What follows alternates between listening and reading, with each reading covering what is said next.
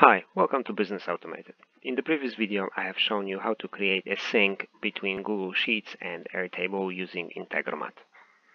This sync was reacting to any changes done on the Google Sheet and transferring them immediately into Airtable. But what if we would like to have a two-way sync? This means the changes done in our Airtable should be carried over to Google Sheets as well. In this case, we can also create a scenario inside of Integromat that will transfer any modification done on this Airtable table to Google Sheets. What is essential for this, and we have already created this column, is the last modified column. So we need to have this last modified column inside of our Airtable table. So let's now go back to the Integromat and create a new scenario inside of Integromat that will take the changes from this Airtable sheet and transfer them over to the Google Sheet. This is the scenario that we were using to sync our Google Sheet with Airtable. Let's create a reverse scenario.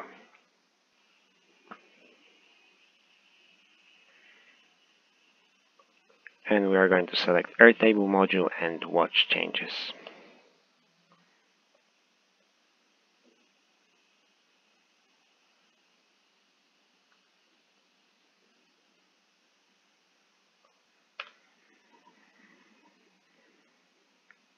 Once we select our base, we need to select the table and select the trigger field. This is the last modified field that I mentioned a second before.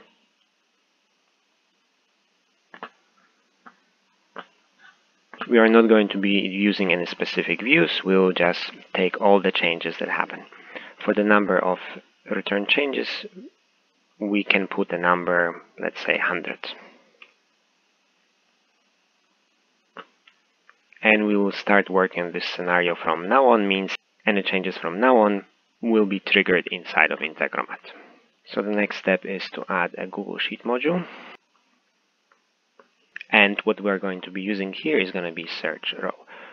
To be able to sync the data, we need to make sure that there is a unique identifier that we can use as a comparison between the data. So in our case, we are using the stock tickers as the unique identifier. So if there's any changes to this stock identifier, these changes will be carried over. The same here. If there are any changes to this particular name, all the changes here will be carried over.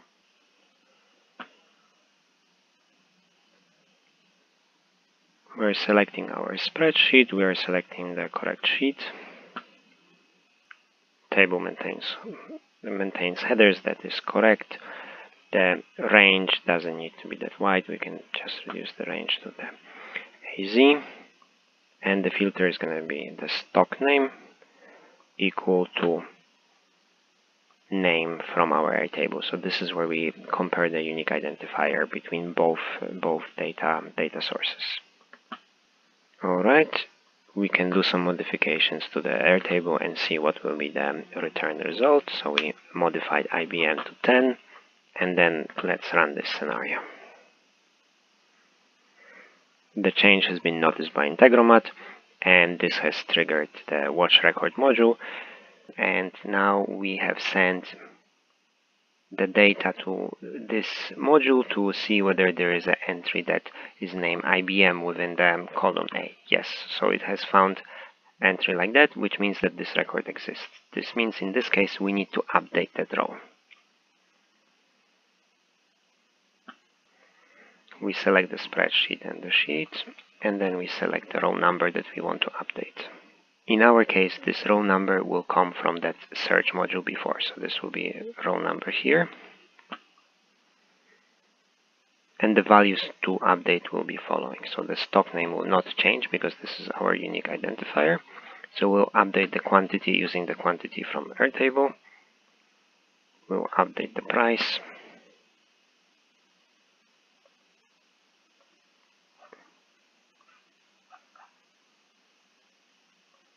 And the value. Okay, let's try this again.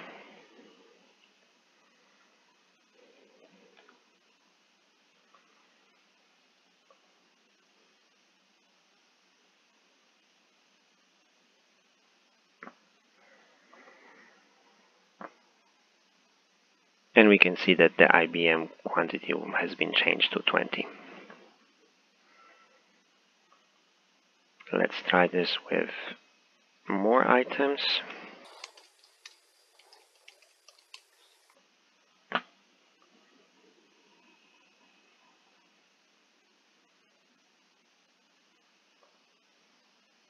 And we can see that all the changes have been carried over.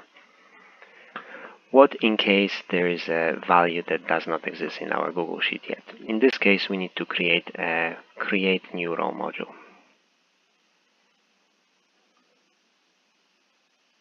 It will be add a row.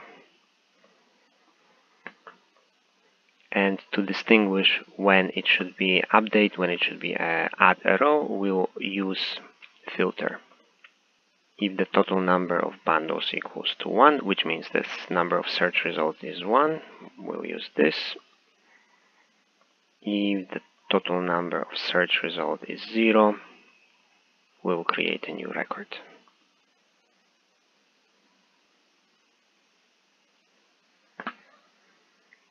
And in this case, we'll use the name of the stock coming in from here.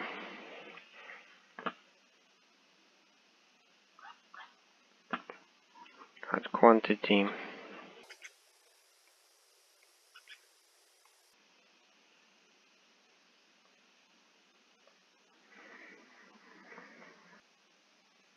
And now let's create a new stock that does not exist in the previous Google Sheet yet. So let's create BP, and it's going to be 10,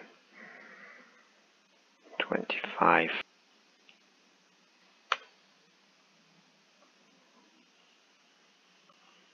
And let's trigger the Integromat scenario.